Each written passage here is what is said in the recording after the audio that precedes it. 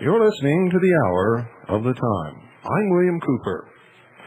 Tonight, ladies and gentlemen, I want to make sure that you have pen and paper by your side.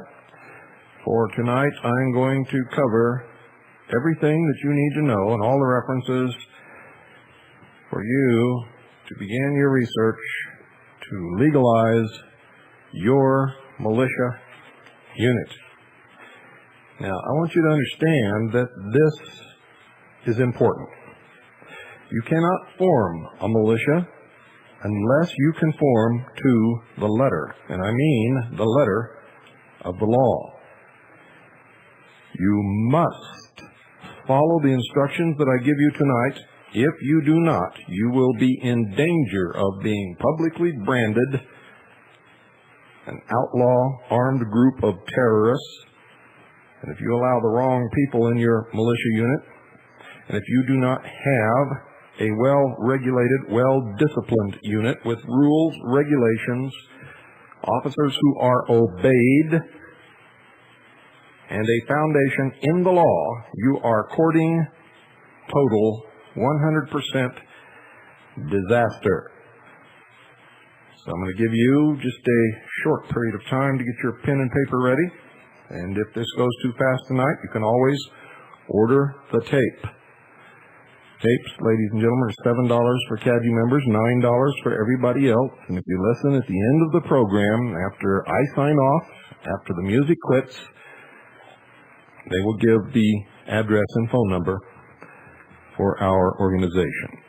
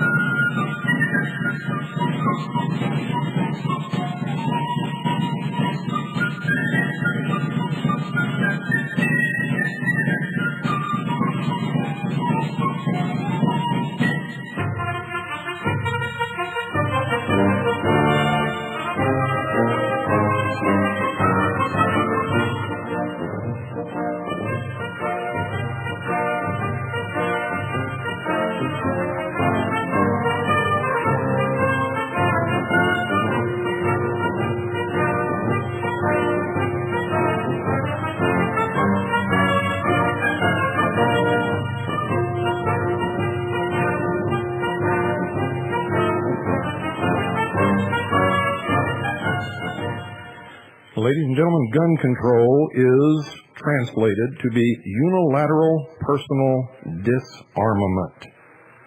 We covered the plans to disarm the United States and the people of the United States of America in our treason series.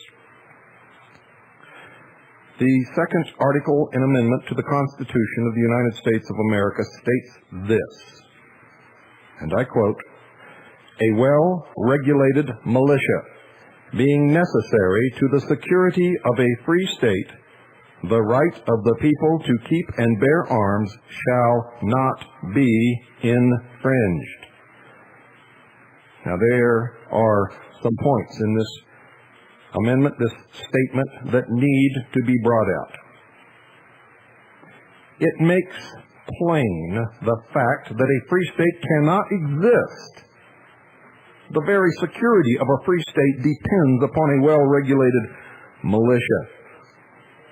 It also states that the right of the people, not a military group, not the National Guard, but the right of the people to keep and bear arms shall not be infringed.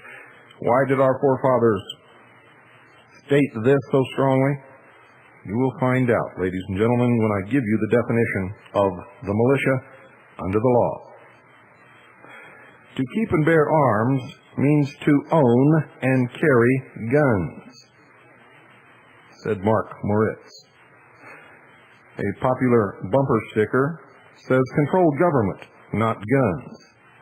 The Second Amendment is currently under attack, ladies and gentlemen, and this attack is a brilliantly orchestrated campaign which zooms in on highly emotional coverage of schoolyard and restaurant massacres or drug gang warfare. And we will cover the cause and the source of those irritations when we commence our series on mind control Monday night. Don't miss it.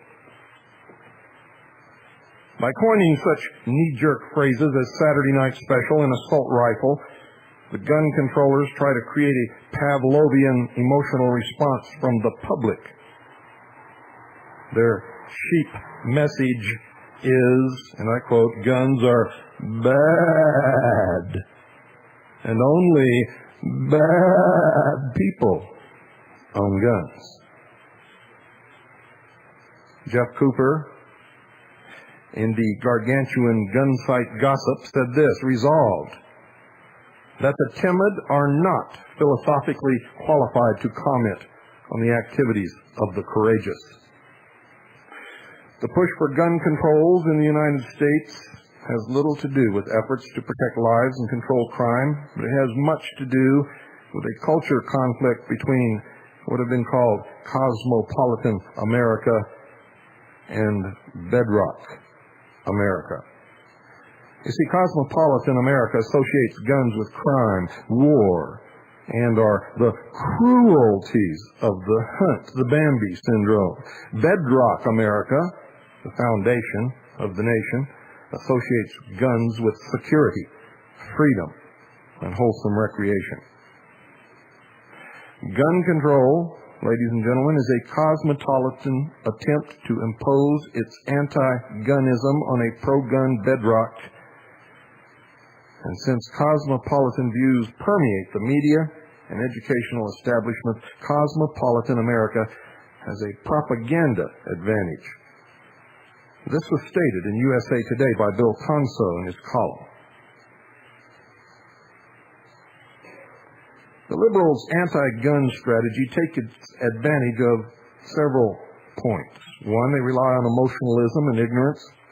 Two, they utilize the Hegelian principle. Three, we are inundated with their propaganda onslaught. Four, they attack the pro-gun groups.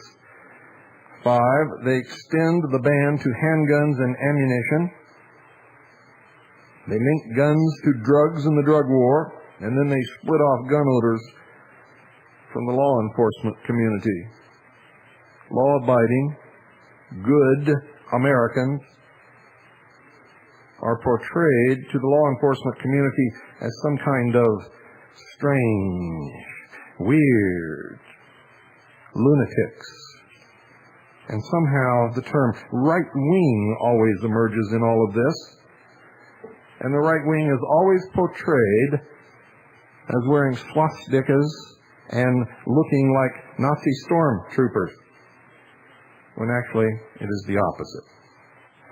You see, ladies and gentlemen, let me clear up one point here that the Marxists don't want you to know.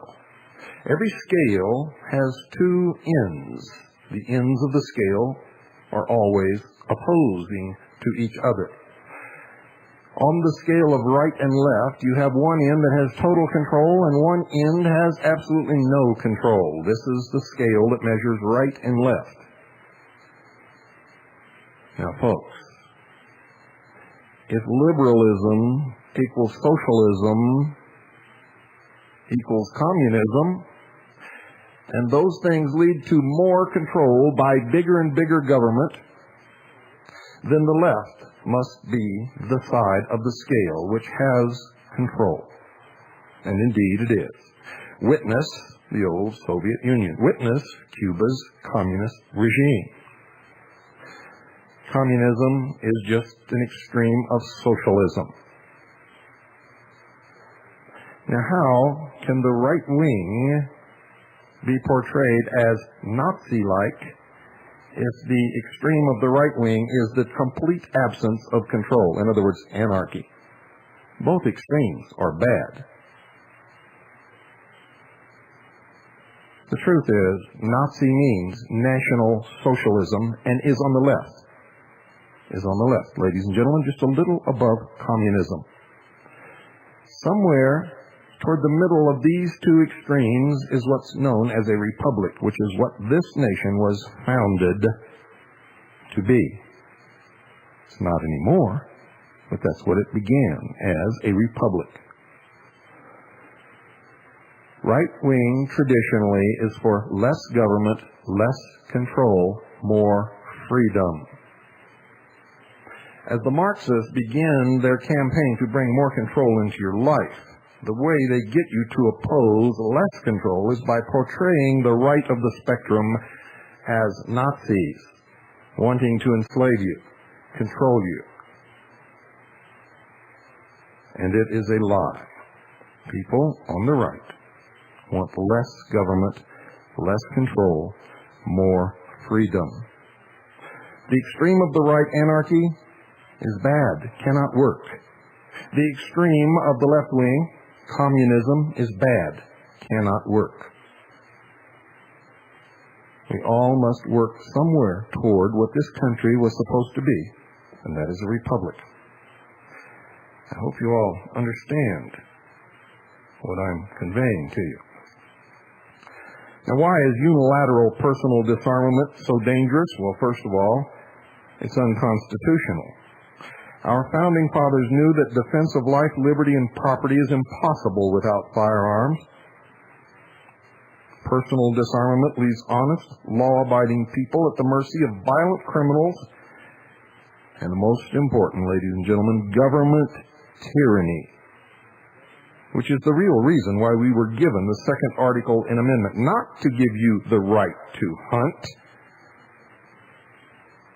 as the NRA wants you to believe when they send out their literature to join the NRA and protect your right to hunt. The NRA is not on your side, I can guarantee you that. And for a whole people who are so opposed to registering their guns, it's really beyond my comprehension how you could register your guns by joining the NRA. But you do that because you are lazy. You cannot write the letters. You cannot lobby. You cannot pound on your senators and representatives' desks. So you join the NRA and want them to do it for you because you're lazy. You can always rationalize how you don't have time to do anything because you're so busy with work and your family. Well, dear sheeple, so is everyone else. Of what use are fancy laws and flowery constitutions when you're denied the proper tools to defend yourself? What if we all gave up our weapons tonight? Who can guarantee us, and what good is their guarantee that government will not become tyrannical and oppressive and enslave the citizens of the United States of America? I say no one can guarantee us that, and no one can guarantee their guarantee enough to make me even think about it, much less do it. John Adams said that arms in the hands of the citizens may be used at individual discretion for the defense of the country, the overthrow of tyranny, or private self-defense. You should know who John Adams is. James Madison in the Federalist Papers said that Americans need never fear their government because of the advantage of being armed which the Americans possess over the people of almost every other nation. And of course, you know who James Madison is, don't you? Noah Webster said in an examination into the leading principles of the Federal Constitution, 1787, this: before a standing army can rule within its own country, the people must be disarmed, as they are in almost every kingdom in Europe. The supreme power in America cannot enforce unjust laws by the sword, because the whole body of the people are armed, and constitute a force superior to any band of regular troops that can be on any pretense raised in the United States. The American Federation of Police issued this statement: there are many Americans who fear for their lives. They know that at some point they will have to protect themselves, their own families, and their own property. Should these people be disarmed? No. We don't need to disarm our loyal citizens, our friends, and our neighbors. A prominent Houston police official made this statement: the police cannot prevent most crimes. They cannot be everywhere at once, nor can they anticipate where a criminal will strike next. They can only pick up the pieces. They can only pick up the pieces, or bodies, after the fact. Armed citizens have to protect themselves. We cannot. It is the law of the jungle. Charles Reese in King Features said this: the situation is this: the environment is safer for the criminal than for the innocent. If we lack the will to reverse this situation, we do not deserve to be free. Now, ladies and gentlemen, when our founding fathers wrote militia, they meant all able-bodied men with personal firearms, not government-paid soldiers, or soldiers who can be conscripted by the government. What was the purpose of the militia?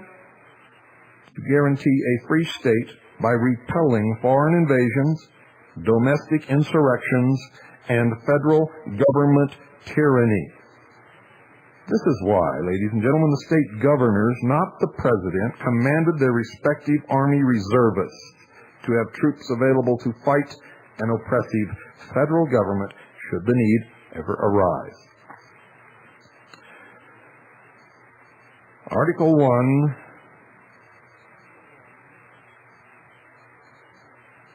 Section 8, 15 through 16 of the Constitution says this: the Congress shall have power to provide for calling forth the militia to execute the laws of the Union, not of the federal United States, suppress insurrections, and repel invasions. It is the duty of the militia to execute the laws of the Union, not the federal United States, ladies and gentlemen, but the union of the several states united for their mutual benefit and protection, not the phony foreign government constituted within the boundaries of the Federal District of Columbia. You see, there are as many as 3 different definitions for the term United States. It also says to provide for organizing, arming, and disciplining the militia, and for governing such part of them as may be employed in the service of the United States of America, reserving to the states, respectively, the appointment of the officers and the authority of training the militia according to the discipline prescribed by Congress. Now, the gun controllers are trying to distort the Second Amendment by saying that militia means the National Guard, not private citizens. I'm going to clarify that for you tonight, where there will be no misunderstanding whatsoever, and you will be able to procure and cite the law, the necessary studies and reports, and no one will be able to prevail against you. Militia does not mean a professional National Guard. The people are the militia. In the Officer's Guide, ladies and gentlemen, in the Officer's Guide, Section 57 of the National Defense Act, the militia is defined, and it states this: the militia of the United States consists of all male citizens of the United States and all other able-bodied males who have or shall have declared their intention to become citizens of the United States, who are more than 18 years of age and not more than 45 years of age, and said militia shall be divided into 3 classes. The National Guard, which our forefathers described as the select militia, separate from the term the militia, the naval militia, and the unorganized militia. Again, that's Section 57 of the National Defense Act, Officer's Guide. The United States citizenship issue notwithstanding, the militia is composed of able-bodied males who are between 18 and 45 years of age. The National Guard is merely one of the classes of the militia, not the militia itself, and as you will hear later, has been absolutely stated by the United States Senate to not be any part of the militia. Is a slice of pie the pie itself? No, of course not. Not being in either the National Guard or the Naval Militia, most men are therefore part of the so-called unorganized militia. Now, what does well-regulated mean? It means simply well-trained, or to put in good order. When reading law, the definitions of its day apply, not modern, different definitions. The intention and the definition that existed when the militia was created by our forefathers is the definition that applies to the militia today, then, and tomorrow, and 100 years from now, unless the definition is changed by law. This is why law libraries keep dictionaries hundreds of years old, ladies and gentlemen.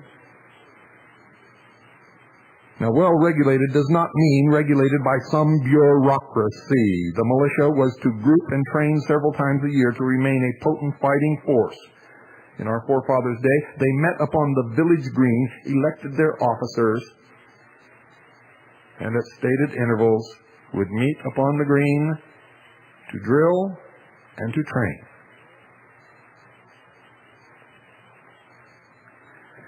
Had our founding fathers meant a government-paid, standing reserve army, they would have said so. In fact, they prohibited such an army, except in times of invasion, insurrection, and they limited the funding of such armies to a period of 2 years.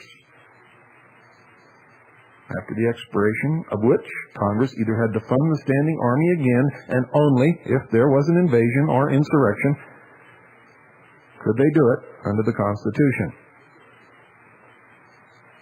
That should tell you something right there, if you have a brain.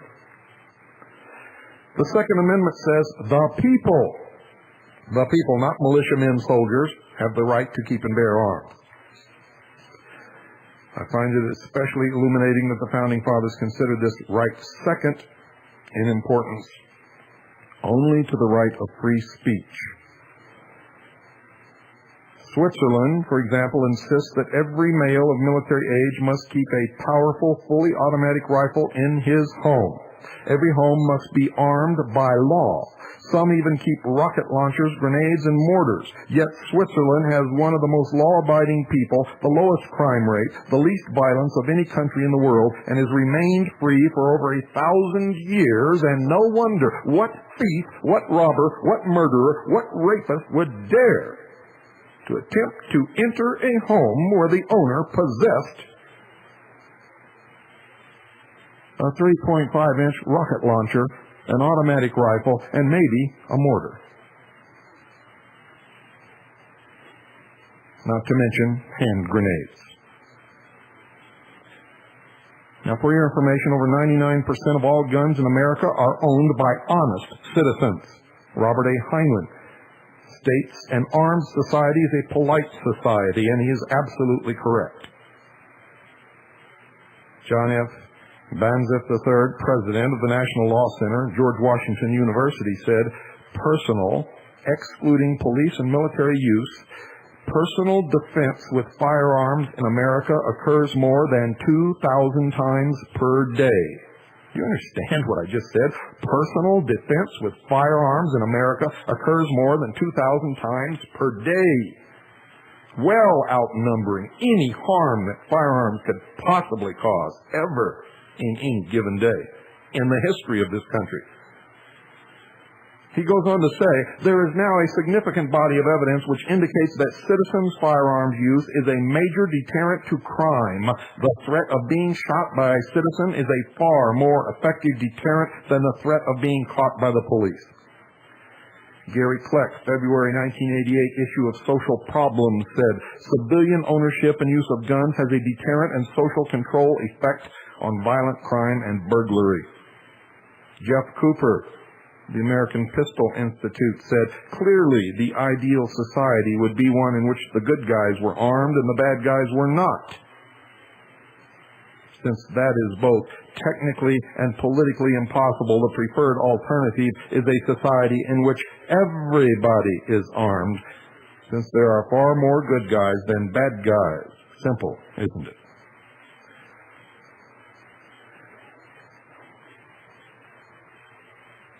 Luke chapter 12, verse 21 says, and I quote, when a strong man armed keepeth his palace, his goods are in peace, unquote.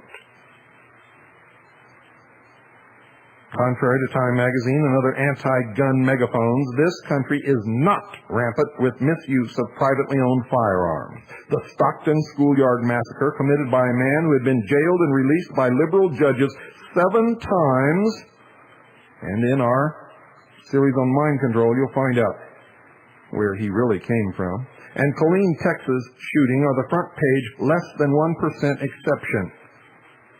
What if George Henner didn't use guns to kill 24 people, but simply drove his pickup truck over the diners after crashing through the restaurant window? Should personal vehicles then be outlawed? And the truth is, death by personal vehicle, cars, trucks, buses, are so numerous each year, it's absolutely insane to even complain about death by firearms. Statistically, it would make more sense as a several-ton car is much deadlier than even the most powerful firearm, and cars kill 25,000 more Americans each year than all shootings combined, yet no one is screaming about getting rid of the cars. Nope. It's all the fault of guns. Don't believe the media backguano that accidental gunshots are commonplace. There are fewer cars in America than guns, yet cars kill nearly 30 times more people each year. Falling from heights kills over 10 times more people than guns. In fact, fewer people die from accidental gunshots than from choking on food, yet no one is raising a cry to outlaw food. Based on the hard statistics, it would seem that we need car control, height control, and eating control. Much more, ladies and gentlemen, than gun control. Do you understand what I am talking about? Ask a Pole about gun control. Ask a Lithuanian about gun control. Ask a Russian about gun control. Ask a Cuban about gun control, ladies and gentlemen. Unilateral personal disarmament actually invites and promotes crime. William Ralph Ing said, "It is useless for sheep to pass resolutions in favor of vegetarianism while wolves remain of a different opinion." Roy Innes, National Chairman, Congress of Racial Equality, said, "Criminals are well armed. Restrictive gun laws do not deter them. Since only decent citizens are disarmed by restrictive gun laws, society has aided and abetted the criminal by making his work less dangerous and difficult. Decent citizens must have the right of the Second Amendment protection, a recourse to legal means of self-defense." And the National Sheriff's Association said, "There is no valid evidence whatsoever to indicate that depriving law-abiding American citizens of the right to own firearms would in any way lessen crime or criminal activity."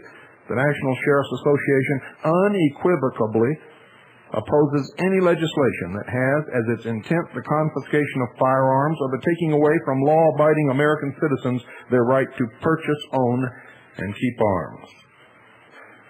David P. Koppel in the Wall Street Journal said, according to a 1979 to 85 study of a national crime survey, when a robbery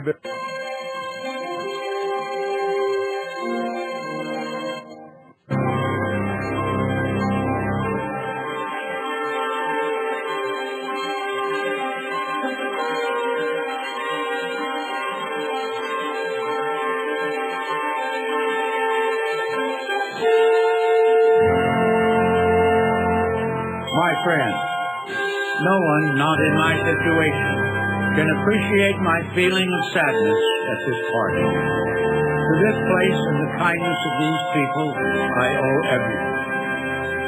Here I have lived a quarter of a century and have passed from a young to an old man. Here my children have been born, and one is buried.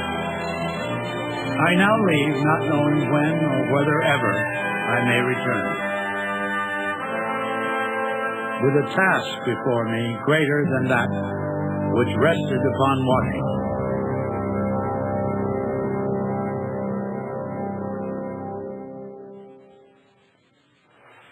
I'm going to give you some references that you must obtain, or at least attempt to obtain, or copy the pertinent pages. The United States Code, Service, Lawyer's Edition, Title 10, Section 1 to Section 835, and the United States Code, Service, Lawyer's Edition, Title 10, Section 836 to Section 950.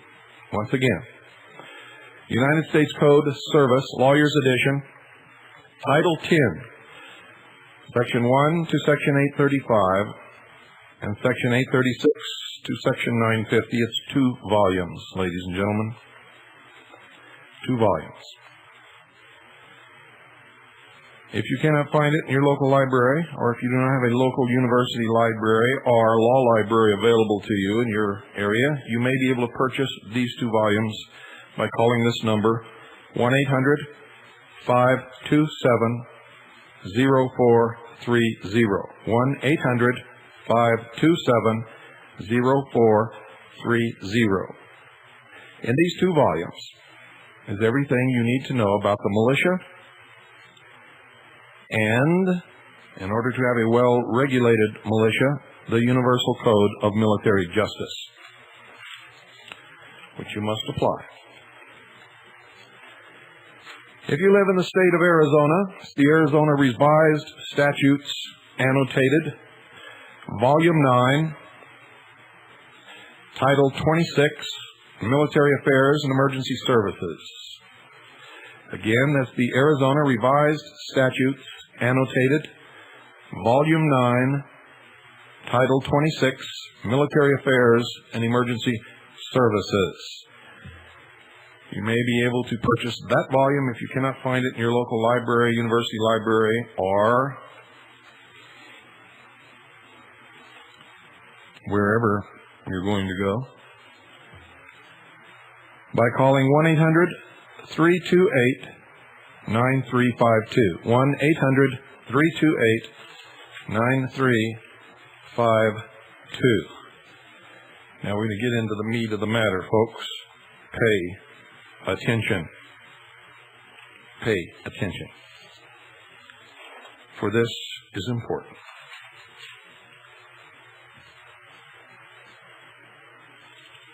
This is from the United States Code Service, Lawyers Edition, Title 10, Armed Forces, Section 1 through 835. This is Chapter 13, the Militia, Section 311, Militia Composition and Classes.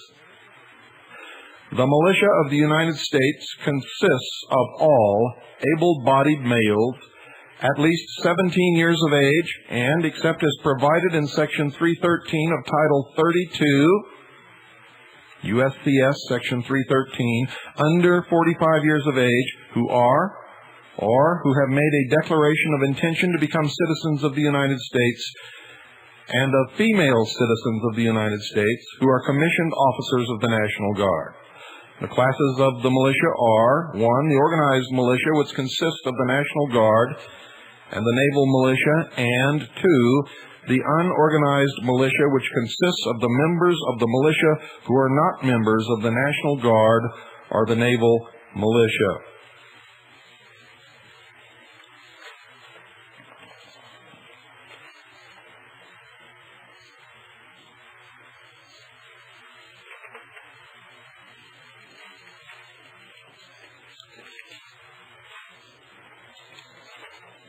Also, Title 10, Armed Forces, Chapter 13, the Militia, Section 311, Militia Composition and Classes. The militia of the United States consists of all able-bodied males at least 17 years of age, and except as provided in Section 313 of Title 32, under 45 years of age, who are or who have made a declaration of intention to become citizens of the United States, and the female citizens of the United States who are commissioned officers of the National Guard.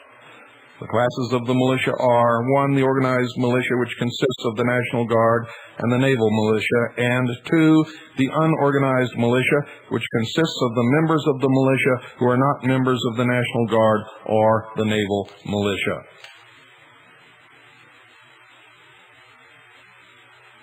Appointments and enlistments, age limitations. To be eligible for original enlistment in the National Guard, a person must be at least 17 years of age and under 45, or under 64 years of age, and a former member of the regular Army, regular Navy, regular Air Force, or regular Marine Corps. To be eligible for reenlistment, a person must be under 64 years of age, must be a citizen of the United States, and be at least 18 years of age and under 64. Now remember, ladies and gentlemen, that extends the age of the unorganized militia to age 64 if you are a former member of the regular Army, regular Navy, regular Air Force, or regular Marine Corps.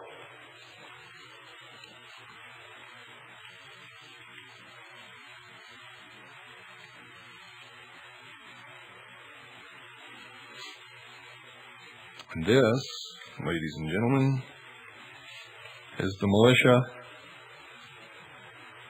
National Guard, and state militia for the state of Arizona.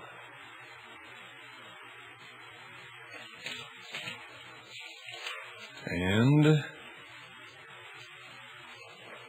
me make sure I have the right one here.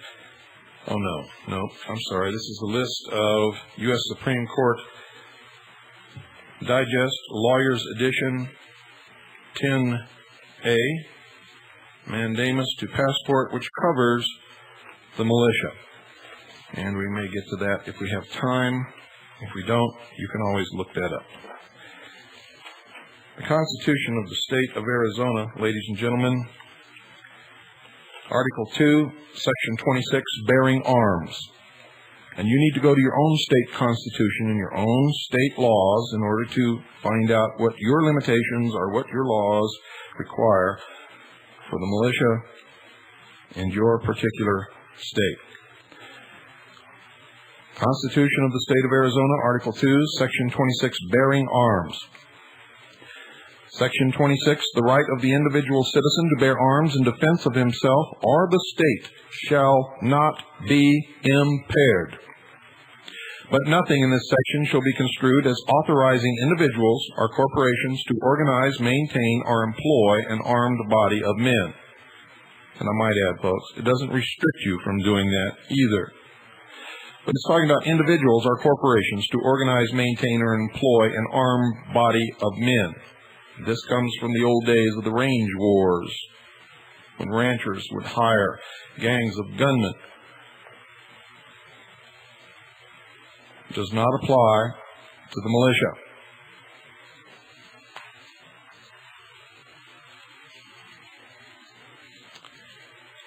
Arizona Constitution, Article 16, Section 1, Composition of Militia. Section 1, the militia of the state of Arizona shall consist of all able-bodied male citizens of the state between the ages of 18 and 45 years, and of those between said ages who shall have declared their intention to become citizens of the United States, residing therein, subject to such exemptions as now exist or as may hereafter be created by the laws of the United States of this state.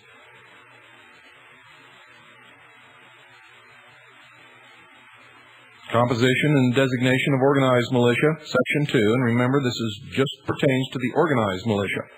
The organized militia shall be designated the National Guard of Arizona and shall consist of such organized military bodies as now exist under the laws of the territory of Arizona or as may hereafter be authorized by law. Conformity to federal regulations, Section 3. The organization, equipment, and discipline of the National Guard shall conform as nearly as shall be practicable to the regulations for the government of the armies of the United States.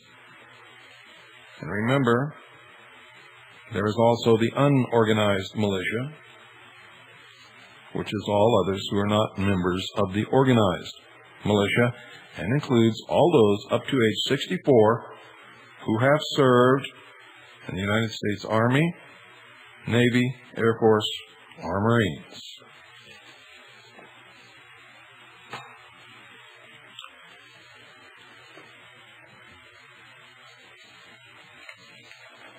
In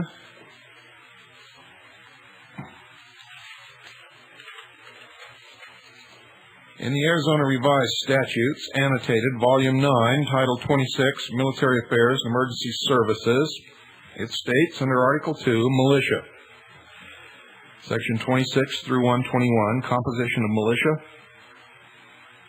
talks about persons exempt. The militia of the state of Arizona consists of all able-bodied citizens of the state between the ages of 18 and 45 years and all residents of the state between such ages who have declared their intention to become citizens of the United States, except 1, persons exempted by the laws of the state of the United States, 2, idiots, lunatics, totally blind persons, and persons convicted of infamous crimes, which are felonies, ladies and gentlemen, 3, judges and clerks of courts of record, 4, state and county civil officers holding office by election and members of the legislature, and 5, ministers of the gospel.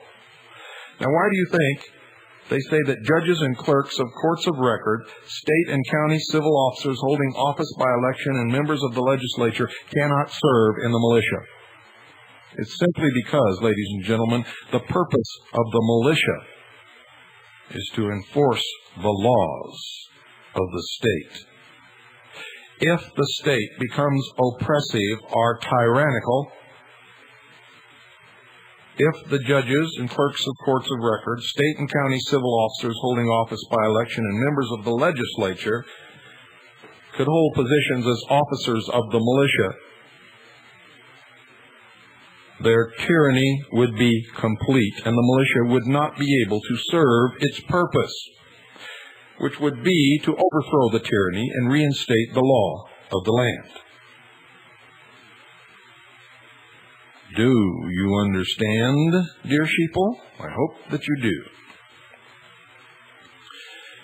And Title 26, under subheading E, the unorganized militia consists of members of the militia, not members of the National Guard or State Guard when organized. And it provides for the organization of a state guard. It provides for how and when and by whom the militia can be called up and what they are to do. Under Section 26, It also states, no person, partnership, or corporation shall maintain troops under arms, but this section shall not be deemed to prohibit a business, plant, or firm from maintaining armed guards for protection of their property from damage or loss, or formation of a state police or highway patrol, or the existence of county and municipal police forces and sheriff's posse. And of course, it does not exclude the militia, which exists always, as every able-bodied male between the ages of 18 and 45. Now, you may say, this is all well and good, but what does it all mean? Well, let me read you some more references that may clarify this for you. 18 USCS Section 1385. Use of Army and Air Force as posse comitatus. Whoever, except in cases and under circumstances expressly authorized by the Constitution or Act of Congress, willfully uses any part of the Army or the Air Force as a posse comitatus or otherwise to execute the law shall be fined not more than $10,000 or imprisoned not more than 2 years or both. I think that's very plain. The Constitution of the United States of America, Article 1, Section 8, Clause 15 states, Congress shall have the power to provide for calling forth the militia to execute the laws of the Union, suppress insurrections, and repel invasions. What does it mean, execute the laws of the Union? It means, ladies and gentlemen, just that, to support the Constitution, the Bill of Rights, and the legal and lawful laws of the Union. No one in the militia, or any armed forces for that matter, is authorized and in fact is strictly forbidden to obey any illegal or unlawful order. Now, some out there have argued and will continue to argue that the National Guard is the militia, and that is just not so. According to federal law, they are distinctly separate entities. Distinctly separate entities, ladies and gentlemen. Now, before I've talked about this, I never read it to you, and I never cited the exact study that I'm going to cite to you now, simply because everything was packed away and I couldn't find it. But now I have it. I'm going to read it to you exactly and cite exactly where you can find it, because this is the clincher. This is the clincher, folks. In 1982, and I believe I said somewhere between 81 and 83 when I talked about this previously, it's 1982. In 1982, the United States Senate published their report, which, among other things, specifically addressed this subject. This subject, ladies and gentlemen. And I'm going to clarify it for you right now. This is from the report of the Subcommittee on the Constitution of the Committee on the Judiciary, United States Senate, 97th Congress, 2nd Session, February 1982, page 11. One more time. Report of the Subcommittee on the Constitution of the Committee on the Judiciary, United States Senate, 97th Congress, 2nd Session, February 1982, page 11, and I quote, "The militia refers to a concept of a universally armed people, not to any specifically organized unit. When the framers referred to the equivalent of our National Guard, they uniformly used the term, quote, select militia, end quote, and distinguished this from, quote, militia, end quote. So the National Guard was termed the select militia and is completely different and distinguished from militia. Debates over the Constitution constantly referred to organized militia units as a threat to freedom comparable to that of a standing army, and stressed that such organized units did not constitute and indeed were philosophically opposed to the concept of a militia. That the National Guard is not the militia referred to in the Second Amendment is even clearer today. Congress has organized the National Guard under its power to raise and support armies and not its power to provide for organizing, arming, and disciplining the militia. House Resolution Report Number 141, 73rd Congress, First Session, February 5th, 1933.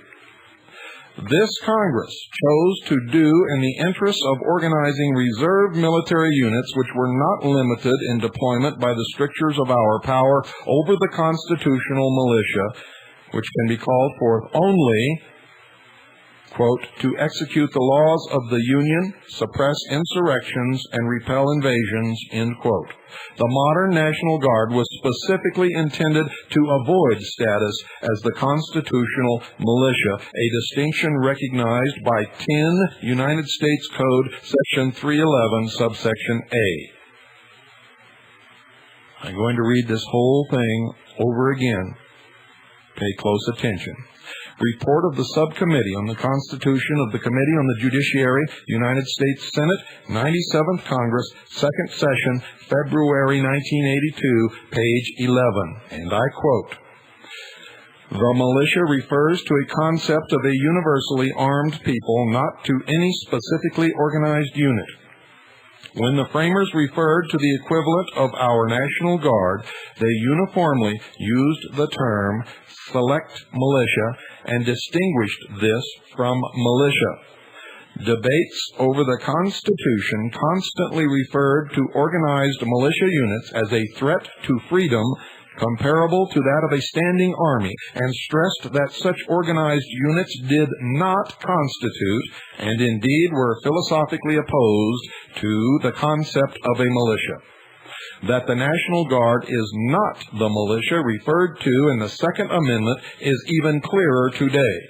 Congress has organized the National Guard under its power to raise and support armies and not its power to provide for organizing, arming, and disciplining the militia.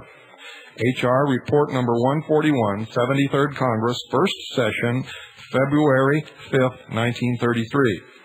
This Congress chose to do in the interest of organizing reserve military units which were not limited in deployment by the strictures of our power over the constitutional militia, which can be called forth only, quote, to execute the laws of the Union, suppress insurrections, and repel invasions, unquote.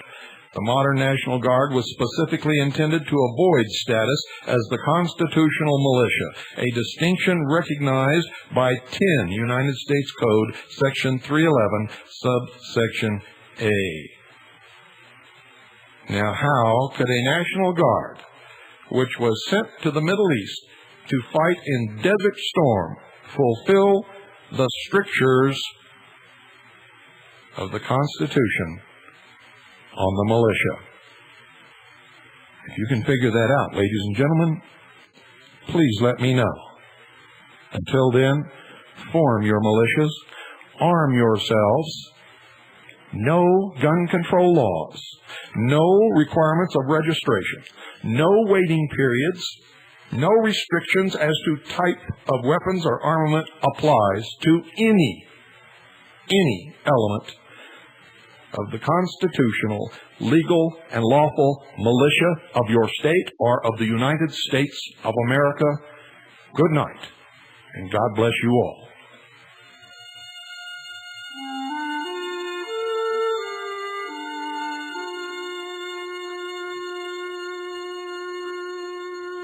Fourscore and 7 years ago, our fathers brought forth on this continent a new nation, conceived in liberty and dedicated to the proposition that all men are created equal. Now we are engaged in a great civil war, testing whether that nation or any nation so conceived and so dedicated can long endure. We are met on a great battlefield of that war. We have come to dedicate a portion of that field as a final resting place for those who here gave their lives that that nation might live. It is altogether fitting and proper that we should do this. But in a larger sense, we cannot dedicate, we cannot consecrate, we cannot hallow this ground. The brave men, living and dead, who struggled here, have consecrated it far above our poor power to add or detract. The world will little note nor long remember what we say here, but it can never forget what they did here. It is for us, the living, rather, to be dedicated here to the unfinished work which they who fought here have thus far so nobly advanced. It is rather for us to be here dedicated to the great task remaining before us, that from these honored dead we take increased devotion, that we here highly resolve that these dead shall not have died in vain,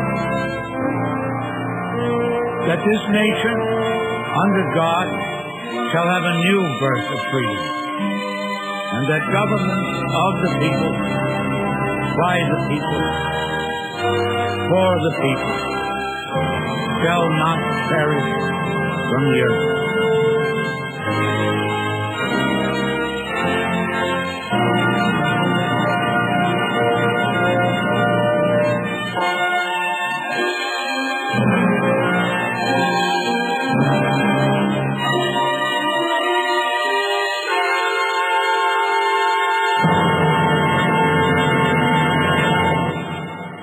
Ladies and gentlemen, the first half of tonight's program of the Hour of the Time was taken verbatim from the book Goodbye, April 15th, which you can order for $43. Write to the address which you will hear at the end of this program.